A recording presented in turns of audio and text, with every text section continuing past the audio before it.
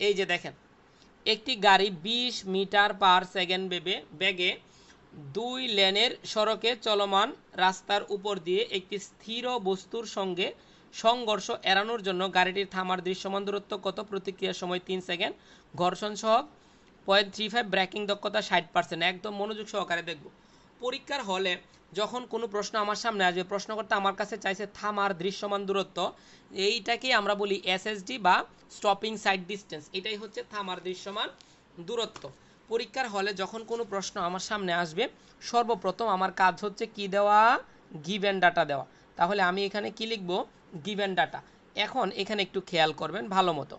এখানে প্রশ্নকর্তা আপনাকে ব্যাগের মানটা দিয়ে দিছে 20 মিটার পার সেকেন্ড। আচ্ছা ভালো কথা, কোনো সমস্যা নাই।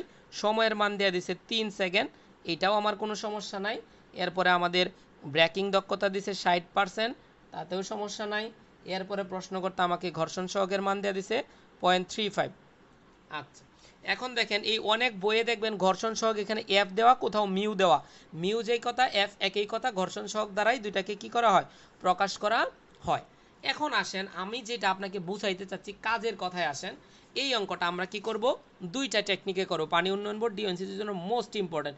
আমরা দুইটা ইউনিটে করব। প্রথমে আমরা কি করব, পলিটেকনিক্যালের নিয়মে করব প্রথমে। তাহলে প্রশ্নকর্তা আমার কাছে এসএসডি চাইছে 0.278 ভিটি প্লাস ভি স্কোয়ার বাই, যেহেতু এখানে আমাদের ঢালু সড়ক বলে নাই, তাহলে এফ ইটা ঢালু সড়ক যেহেতু বলে নাই। এখন দেখেন মজার ব্যাপার, আমি একটু আগে আপনাকে কি শিখাইছি এগুলো একটু পুনরাবৃত্তি করব। যখন আমরা এই যে কি বলছি 0.278 254, এই ধ্রুবক মানগুলো যখন ব্যবহার করব, ব্যাগের মানটা কিলোমিটার পার আওয়ারে বাধ্যতামূলক বসাইতে হবে। ঘর্ষণ সহগের কোনো একক নাই, ঢালের কোনো একক নাই, ব্রেকিং দক্ষতার কোনো একক নাই, আর সময়ের মান তো আমরা সেকেন্ডেই বসাবো। তাহলে শুধু ঝামেলা কোথায়, কিলোমিটার পার আওয়ার। এখন মজার ব্যাপার হচ্ছে এইখানে প্রশ্নকর্তা আমাকে ব্যাগের মানটা মিটার পার সেকেন্ডে দিছে, তাহলে আমি কি করব, এটাকে কিলোমিটার পার আওয়ারে নিয়ে যাব, তাহলেই কিন্তু আমার অঙ্কটা শেষ। এখন আমি এটাকে কিলোমিটার পার আওয়ারে কিভাবে নিব, তাহলে দেখেন এই যে এখানে ব্যাগের মানটা আমাকে দিয়েছে 20 মিটার পার সেকেন্ড, মানে কি এটা সেকেন্ডটা হচ্ছে ভাগ আকারে আছে, পার সেকেন্ড মানে কি ভাগ আকারে আছে। তাহলে কিলোমিটারে যদি আমি নিতে চাই, মিটারকে কিলোমিটারে নিলে 1000 দ্বারা ভাগ করতে হবে। মিটারকে কিলোমিটারে নিলে কি করতে হবে, 1000 দ্বারা ভাগ করতে হবে। খুব সহজ, ভাগ করলাম। আর সেকেন্ডকে যদি আমি কি করতে চাই, ঘন্টায় নিতে চাই, আমার তো এটাকে কিলোমিটার পার আওয়ারে বসাইতে হবে কিলোমিটার। সেকেন্ডকে যদি ঘন্টায় বসাইতে চাই, তাহলে এটার সাথে কি করতে হবে, এই যে 1/60 দ্বারা গুণ করলে এটা মিনিটে যাবে, 1/60 দ্বারা গুণ করলে কি করবে, এটা ঘন্টাতে যাবে। এইটাই বইয়ের মধ্যে আমাদের সৌন্দর্যের জন্য এইভাবে লেখা হয়েছে 20/1000, এবং এই 60গুলা কিন্তু উপরে 1 আছে, এগুলা আর আমরা যদি ভাগটাকে গুণ আকারে প্রকাশ করি, তাহলে 60গুলা উপরে চলে যাবে। এইটুকু হয়তো আপনারা জানেন। তাহলে এটাকে আমাদের কিলোমিটার পার আওয়ারে চলে গেছে, এটা যদি আপনি ক্যালকুলেটরে ক্যালকুলেশন করেন 72 কিলোমিটার পার আওয়ারে চলে আসবে। এইটুকু তো সবাই জানি আমরা, এই সহজ ব্যাপার। এই 60 সেকেন্ড সমান হচ্ছে কত, 1 মিনিট। তাহলে 1 সেকেন্ড সমান কত, 1/60 মিনিট। তার মানে আমরা যখন সেকেন্ড থেকে মিনিটে যাব, 1/60 দ্বারা গুণ দিতে হয়। সেমভাবে আবার 60 মিনিট সমান হচ্ছে আমাদের কত, 1 ঘন্টা। তাহলে 1 মিনিট সমান কত, 1/60 ঘন্টা। এই কাজটাই এখানে করছে। আর উপর থেকে কিভাবে নিচে গেছে এটা যদি না বুঝেন, তাহলে ক্লাস 5-এ ভর্তি হয়ে যান, আমার কোনো আফসোস নাই। 3.6 ডিরেক্ট গুণ দিলে হবে নাকি হবে না, আমি তো এটা এখন আপনাকে পড়াচ্ছি না। আমি আপনাকে অঙ্ক করায় শেষ করব, এরপর আপনার প্রশ্ন শুনবো। এই অঙ্ক অনেকভাবে করা যায়, আমাকে আগে পড়াইতে দেন, এরপর আপনার প্রশ্ন আমি শুনবো।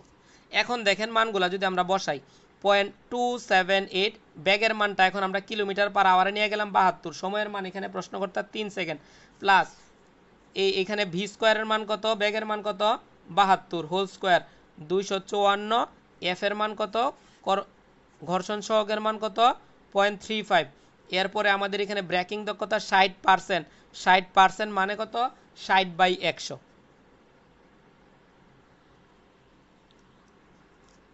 এবি রহিম, আপনি জুম অ্যাপসের ব্যবহার জানেন কিনা আমি জানি না, স্ক্রিন ছোটো দেখা আপনার মোবাইলের সমস্যা। ভাই আপনারা কিছু প্রশ্ন আমাকে করে মাঝে মাঝে বিভ্রান্ত করে দেন, এমন একটা অবস্থা যে মনে হয় যে সব সমস্যা আমার এখানে। আপনি কেন বুঝতেছেন না যে ভাই ক্লাস করায় 3-4 বছর যাবৎ, বাইরে এখানে কোনো সমস্যা নাই, আমার নিজের সমস্যা আমি সমাধান করি, এইটুকু বুঝেন আগে।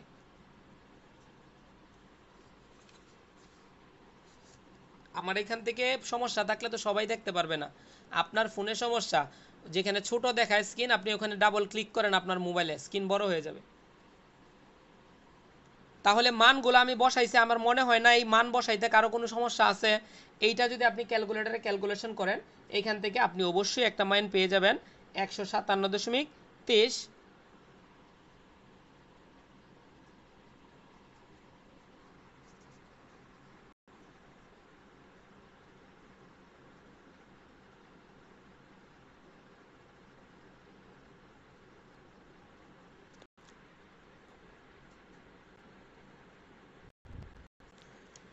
হোয়াইট বোর্ড শো করতেছে কেন?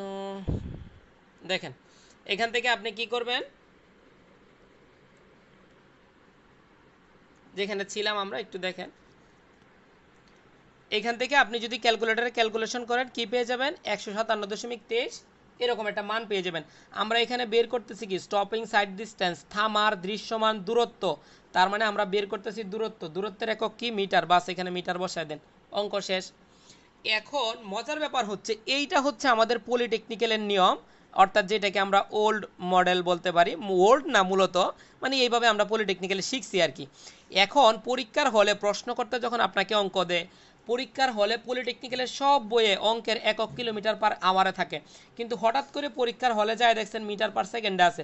প্রথমে আমি দেখাইলাম আপনাকে কি মিটার পার সেকেন্ডে থাকলে কিভাবে পলিটেকনিক্যালের নিয়মে করবেন। এখন কথা হচ্ছে এইখানে আপনার এই ঝামেলা পোহানোর কোনো দরকার নাই, আপনি চাইলে মিটার পার সেকেন্ডে রেখেই অঙ্কটা করতে পারেন। তাহলে যদি মিটার পার সেকেন্ডে রেখে অঙ্কটা করতে চান, তখন আমাদের সূত্রটা কি হবে, তখন শুধু আমাদের সূত্রটা হবে ওই যে ধ্রুবক মান 7, 8, 254 এগুলোর কোনো দরকার নাই।